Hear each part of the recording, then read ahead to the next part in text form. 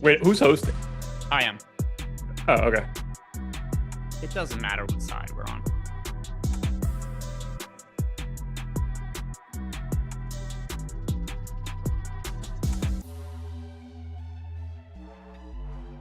All right, guys, what is happening? It's been a minute.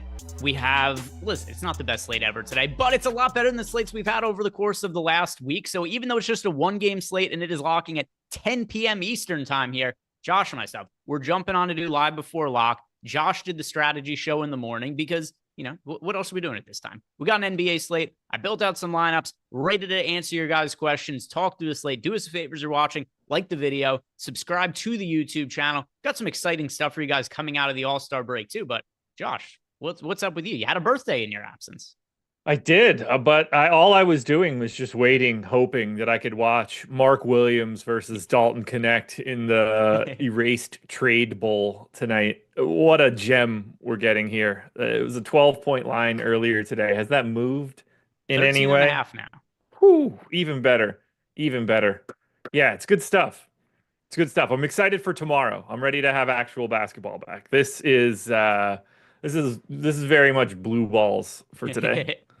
Not only is Mark Williams playing today, he is starting, which I kind of think is an interesting talking point here because first off, I do think this is one of the most fun narratives we've had of the entire season because it's one of the dumbest things that's happened of the entire season where you get Mark Williams traded to the Lakers. And you guys know the story by now. Trade ends up getting rescinded. The Hornets, they sent out a very awkward tweet online where they said, we are so excited to have Mark Williams back with our team, which is weird when all the reports were that they were the ones who initiated the trade. And then what happens I think it was a day later, we get the report from Shams that they were trying to force action to make the trade go through. And now he's starting to, we didn't know if he was going to play or not. Now, not only is he playing, but Mark Williams is starting today against the Lakers, which there are not very many revenge narratives that I'm all that interested in. This one's really intriguing to me.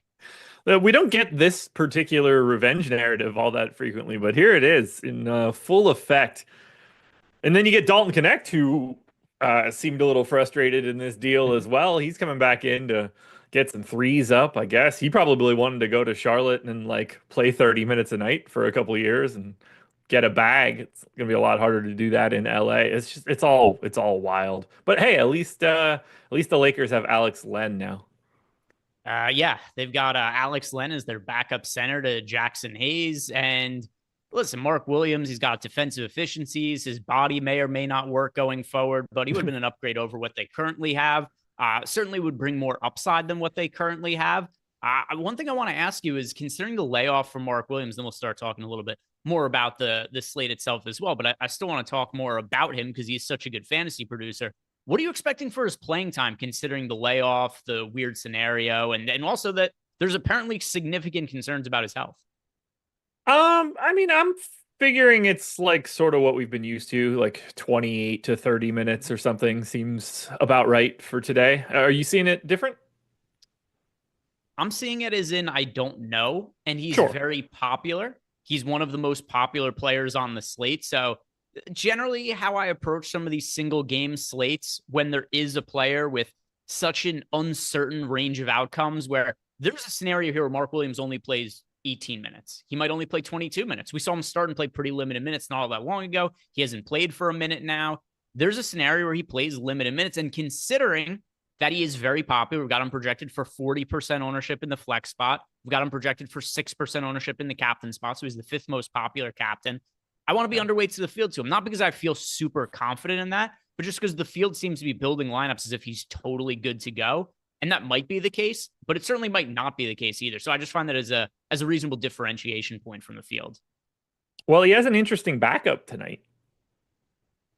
I also don't know who the backup is. I don't. Allegedly, it's Yusuf Nurkic, which is fascinating for countless reasons. But allegedly, it's Yusuf Nurkic.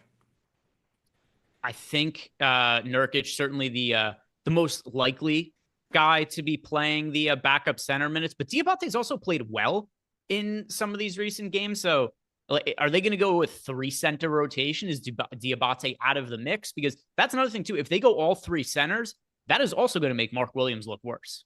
Yes, this is a very tricky spot here for Charlotte because of their center situation. And it's not like, matchup doesn't matter. They're running Jackson Hayes out on the opposite side or Alex Len. This really is like the dog shit center bowl. There's a lot of uninteresting center minutes getting played tonight.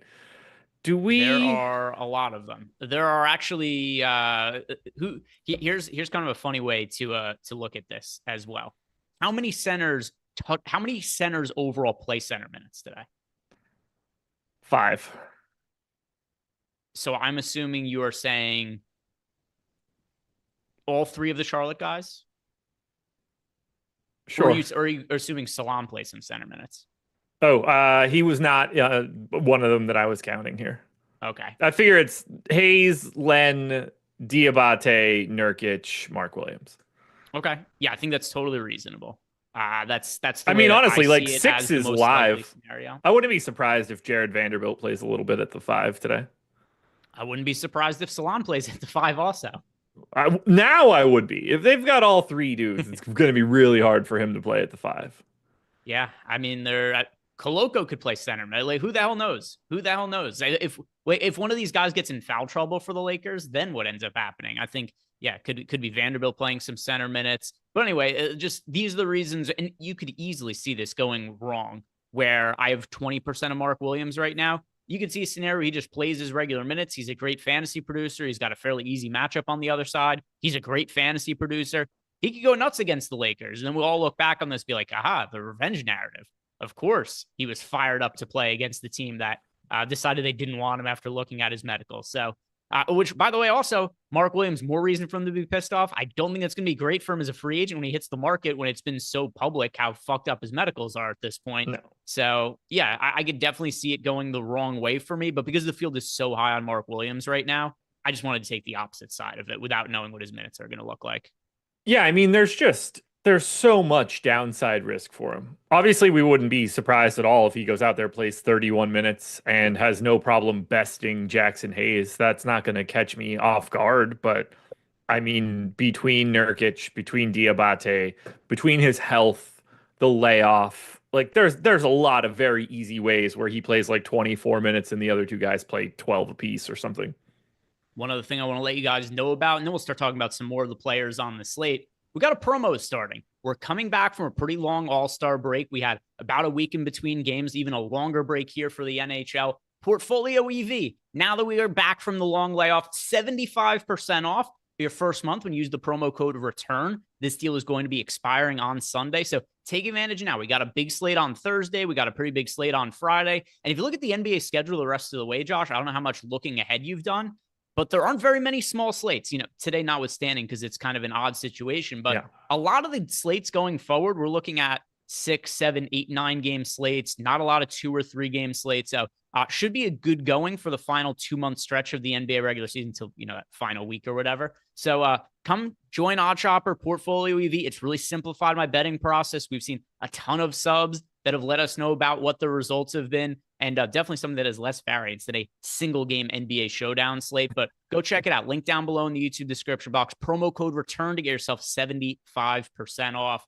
Josh, one other player whose minutes we have to talk about a little bit here.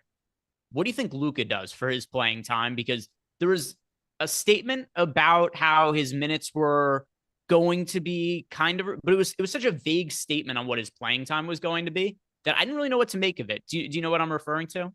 I do. My assumption is he's just going to play like a standard starter, 32, 33, 34, 35, somewhere in that area. But he was able to come back, play 2 games, played in the mid-20s, but like, why let him rip prior to the All-Star break? Like, just let him get back into the flow of things he's been missing for a while. You get him those 2 games. Now they're back. Now you just play.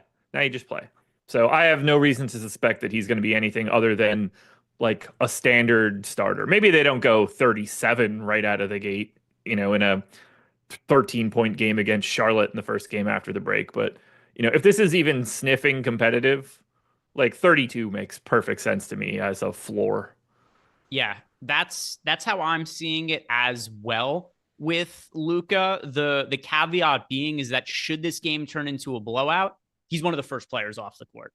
and it's a fairly likely scenario for this game, given what the spread is. So in a spot where we end up seeing the Lakers up by like 15, 20 points with 6 minutes left, I think Luka's the first player to come off the court. Him and LeBron Undoubtedly. both would be off the court fairly early in that kind of scenario. But on a single game slate, if you get a blowout scenario, so be it. Then everybody comes off the court anyway. And then you get kind of weird shit that ends up happening. And then you probably get a little bit more balanced builds. But as far as captain options, and we'll talk a little bit about FanDuel as well, but starting with the captain options, what's your favorite direction to go for the multiplier spot? It's an interesting conversation point because I built some lineups on the strategy show this morning, and we had like this dueling tier of players where you had the pay-ups for Luka and Braun and LaMelo, and then you had this next tier of Reeves and Bridges and Mark Williams. And I ended up finding more success going to that secondary tier, the guys that weren't like 20% owned at the captain. It's flattened out a little bit, so it looks a little bit different now. But that Reeves, Bridges, Williams tier ended up becoming a little bit more interesting as the captain. Now that the ownership is a little different, like I think 15% owned LaMelo Ball looks a lot better than he did this morning when all three guys were like 20. So I would lean Ball, but at the same time, I do think Bridges, Mark Williams, or Reeves are intriguing captain options. Obviously, I don't need to tell anybody how awesome it is to play Luka Doncic or LeBron James.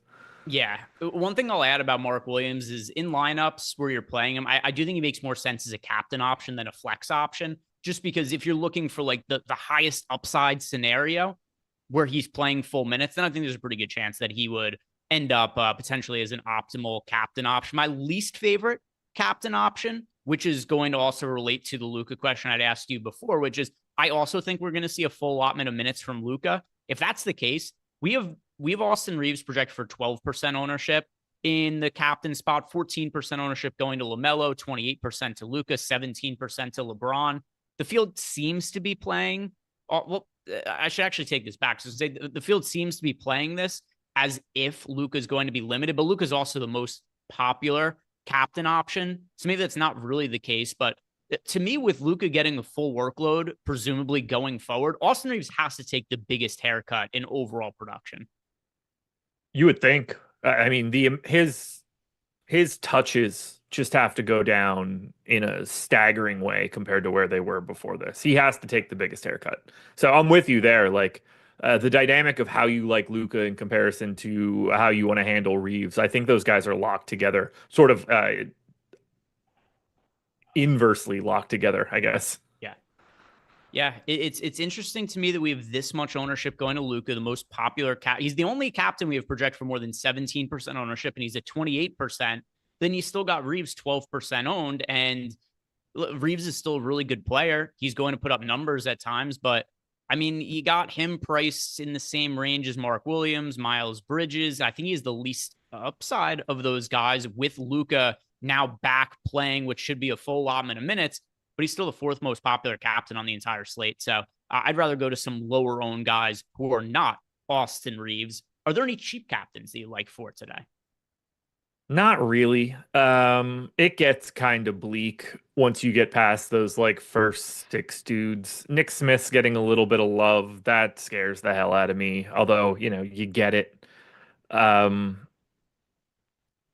think there's probably a case to be made for like sneaky Nurkic if you wanted to get, very weird, but you're probably just better off paying up for somebody else and just using Nurkic at that point, considering how low owned he is. There's not really anybody that's like in that middle tier. I mean, Rui, I guess, because he can play 30 minutes and just be really good. That's like from a minutes perspective, I think Rui's probably the guy, but he's already 7K. Like that's a really not good price tag for him if you want to use him in that spot. I really think I would just end up in that either paying all the way up or in that 8K range for myself. I don't think I'd be going lower than that. Yeah, I don't find guys that are cheap that I'm getting to in the captain spot. The one I have the most of, it's Salon, and he's in two of my top 150 lineups. So for the people watching our show who are mostly playing like 1, 2, 3 lineup, something like that, I would stick to the LeBron, Luka, LaMelo sort of guys. If I was playing 3 lineups, I'd probably play one with LeBron, one with Luka, one with LaMelo in the captain spot. And then if I'm looking to get different, that would come somewhere in the flex spot. For Yeah. FanDuel purposes, what makes sense to you at the MVP spot where obviously we don't have to pay a premium price? There's no multiplier price in the same way there is on DraftKings. That makes Luka even more popular over on FanDuel. What direction makes sense to you there? I always find some of the FanDuel slates to be kind of tricky just because there's almost always such an obvious MVP option. But at the same time, too, it's like, how do I balance duping with a lot of other people while also trying to not have a lineup that just is terrible because it's like Nick Smith in the MVP spot or something like that? For FanDuel purposes, is it just Luka's the best overall MVP, or is there somebody else you look at as a viable pivot? Oh, give me LaMelo all day. You've got Luka and LeBron more expensive by 500 and by 1,000. They're both more owned in the MVP spot. Luka almost double, more than double LaMelo. LeBron in at 23%. LaMelo's at about 17. So you're getting the cheaper price tag. You're getting the guy that doesn't have someone to compete with. Like Luka and LeBron have each other.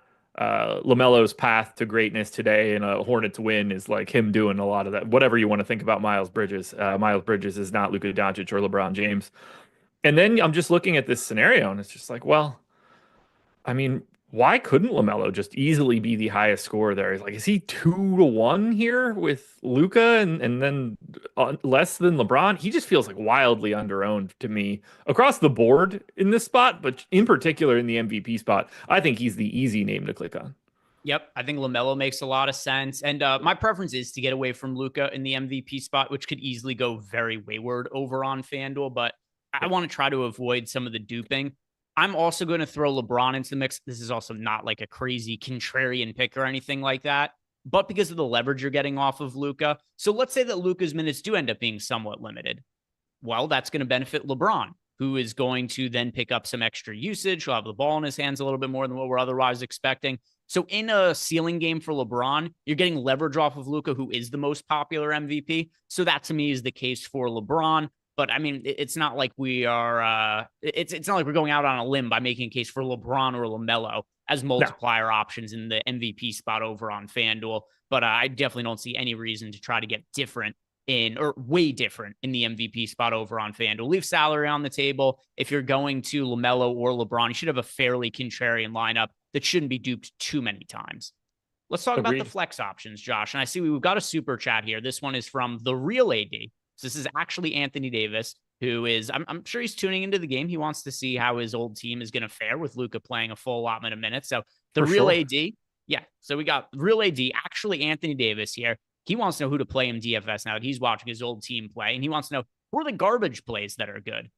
By garbage plays, I assume he means cheap punt options. So who are the cheap guys that you are finding that you're getting to in lineups? I mean, Salon, I guess, but I'm not really excited about his minutes right now. Like that front court's starting to get a little weirder, and you still have to play 35 minutes to Miles Bridges. So he scares the hell out of me, but he's definitely, I think, the guy you feel best about as a pay down. After that, you're hoping Jared Vanderbilt's really good defensively in like 16 minutes. You're wondering, is Elfrid Payton going to be a guy that's continuing to get minutes for Charlotte? Is Damian Baugh the guy that's going to be getting minutes for Charlotte? I know it's not. It's not Isaiah Wong because he is no longer on the Charlotte Hornets. But that's where it starts to get like a little weird. I don't have great confidence between Elfrid Payton and Baugh. And like, I don't even have great confidence in Salon. The end of the Charlotte rotation is wide open now. And I assume they just want to go young. Like, to me, Salon and Payton would be the guys that are getting minutes here at the expense, or sorry, Salon and Baugh would be the guys getting minutes here at the expense of Elfrid Payton, because why would you play Elfrid Payton if you're the Hornets? What do you get out of that? Nothing. They don't get anything out of it, but I'll tell you why I like Elfrid Payton anyway. Okay. He was starting when LaMelo Ball was out, which signals something to me. They want, for whatever reason, they wanted to give him minutes before. There wasn't a reason to give him minutes 2 weeks ago, and they still did it anyway. So that kind of indicates that they want, for whatever reason, they seem to want him to be in the rotation. If it would have been different if they were starting, not Isaiah Wong, because like you said, he isn't on the team anymore. But if they would have gone with anybody else instead of Elfrid Payton, and Payton just played well and played extended minutes off the bench, then would have said, yeah, probably not a lot of reason for them to have to play Payton today.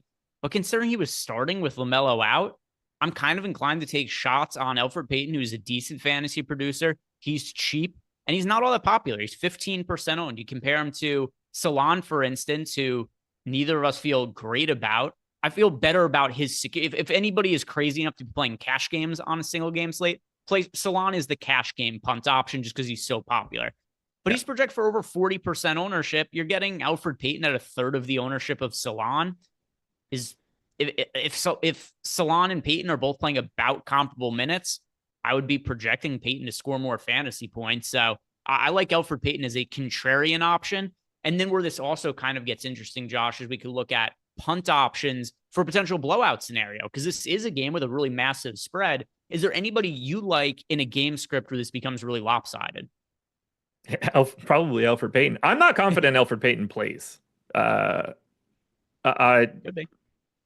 lean more towards him not being in the rotation than him playing at all. God, blowout. I mean, Moussa Diabate starts to become kind of sneaky, but then you look at his price tag and see 5,800, and it's like, well, fucking, I don't need the third center for the Hornets if he's already priced like he's gonna start today for himself. Daquan Jeffries, probably a guy that we would look at in a blowout. KJ Simpson's already 4,800, so that becomes kind of tricky. Christian Koloko? Flat 1K? And by the way, one other thing to add about the KJ Simpson also wasn't.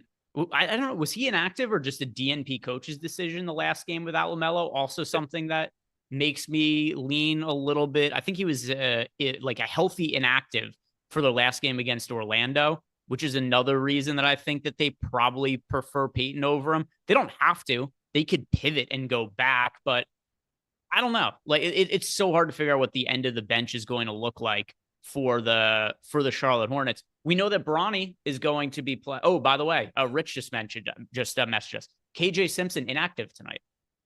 Interesting. Okay. Well, he's not going to be the guy. Makes me feel better about my dumb Elfrid Payton exposure. Makes me think he's more likely to play today, but I do think it becomes an interesting dynamic between Damian Baugh and Elfrid Payton. Like, Baugh is also inactive. Oh, all right. Never mind. Wait, really? Yep. Yeah, Rich messaged us. Baugh and Simpson both inactive tonight. What fucking roster do they have? For whatever reason, they feel inclined to play Elfrid Payton at the tail end of the season here. How many other guys do they have that those guys are inactive? Is Wendell Moore active? Let's see. Wendell Moore. 3, yeah, I believe he is 4. Active on his 2-way contract.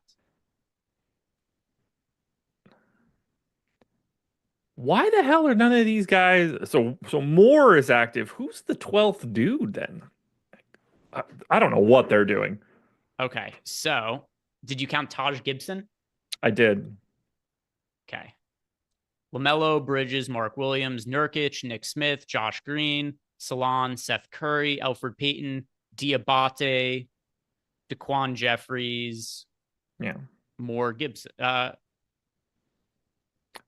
don't know why in the world Taj Gibson is active for today. So Moore's out. We named the 12 guys. Yeah. Why is Taj Gibson active? Because he's a legend. They don't have enough centers. Yeah, you're going to run out of minutes for Mark Williams and Yusuf Nurkic and Moussa Diabate and Salon if you want to. Like, whoof. Yeah. I mean, if 4 centers get hurt, it's good to have Taj Gibson there as a backup plan. Interesting. Weird. Okay, well, that now Elfrid Payton is most assuredly going to see the floor because they're leaving all of the rest of their cards inactive. Yeah, I'm actually I already had 30% of Elfrid Payton. I'm actually giving him an ROI boost just to get a little bit more of him now. He's Yeah, my I thought he was favorite. very live to just not play. They, they've been throwing minutes at everybody else, but it doesn't matter now. For his ownership, he's my favorite contrarian option. Anybody else who's contrarian for cheap that you have your eye on, or maybe Elfrid Payton now that we have some confirmation on that? Um,